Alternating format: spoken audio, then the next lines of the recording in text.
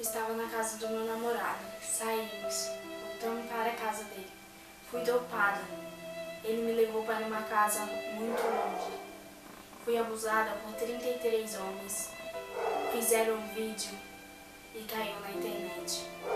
Eu não desejo essa sensação para ninguém.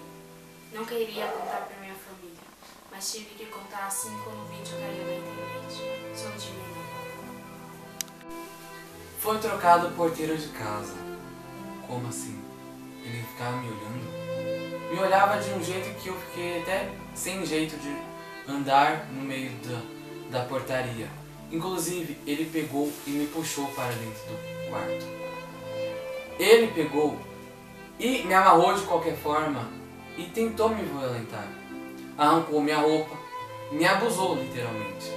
E dizia assim: se acaso um dia você tiver vontade por mim, se corte.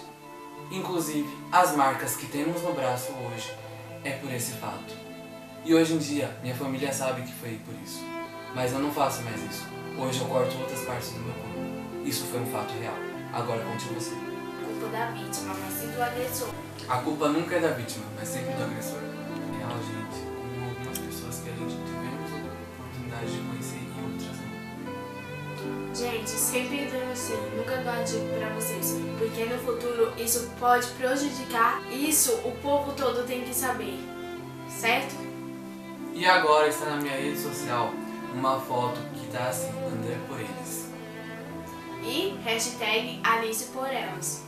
É isso aí, galera. O nosso programa terminou por aqui. Um E até o beijo. nosso próximo Se vídeo. cuidem.